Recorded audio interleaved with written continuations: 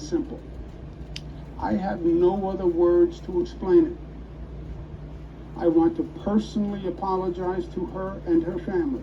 I have the greatest respect for her and for the New York State Police.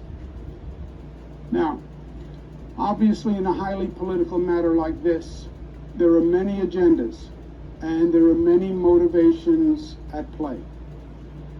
If anyone thought otherwise, they would be naive, and New Yorkers are not naive. But I want to thank the women who came forward with sincere complaints. It's not easy to step forward, but you did an important service. And you taught me, and you taught others an important lesson. Personal boundaries must be expanded and must be protected. I accept full responsibility. Part of being New York tough is being New York smart. New York smart tells us that this situation and moment are not about the facts. It's not about the truth. It's not about thoughtful analysis. It's not about how do we make the system better. This is about politics. And our political system today is too often driven by the extremes. Rashness has replaced reasonableness. Loudness has replaced soundness. Twitter has become the public square for policy debate. There is an intelligent discussion to be had on gender-based actions, on generational and cultural behavioral differences, on setting higher standards, and finding reasonable resolutions. But the political environment is too hot, and it is too reactionary for that now. And it is unfortunate. Now, you know me. I am a New Yorker, born and bred. I am a fighter. And my instinct is to fight through this controversy because I truly believe it is politically motivated. I believe it is unfair and it is untruthful. And I believe it demonizes behavior that is unsustainable for society. If I could communicate the facts through the frenzy, New Yorkers would understand. I believe that. But when I took my oath as governor, then it changed. I became a fighter, but I became a fighter for you. And it is your best interest that I must serve. This situation, by its current trajectory, will generate months of political and legal controversy. That is what is going to happen.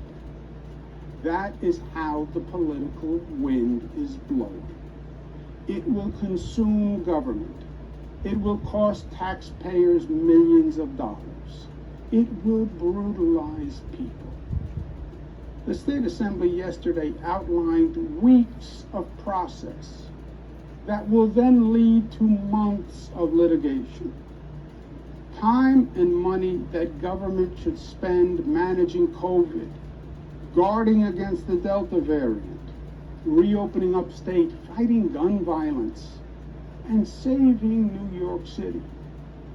All that time would be wasted. This is one of the most challenging times for government in a generation. Government really needs to function today. Government needs to perform.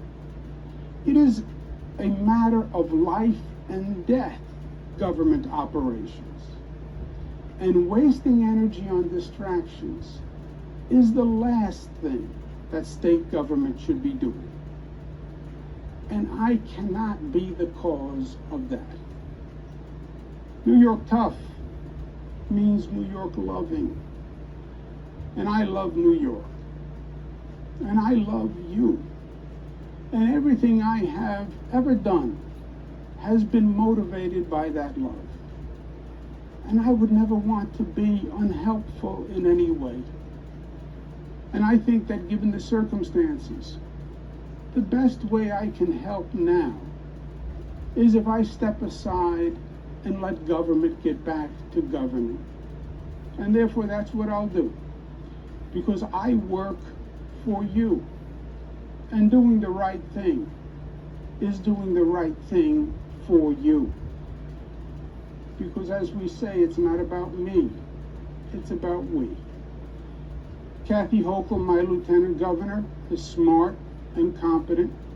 This transition must be seamless. We have a lot going on. I'm very worried about the Delta variant, and so should you be.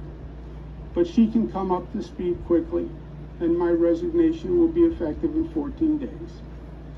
To my team, Melissa DeRosa, Robert Mahika, Beth Garvey, Stephanie Benton, Dana Caratanudo, Kelly Cummings, Rich Azzapardi, Howard Zucker, Rick Cotton, Jano Lieber, Jack Davies, and the hundreds of dedicated administration officials. I want to say this: thank you, and be proud.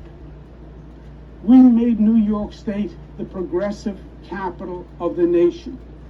No other state government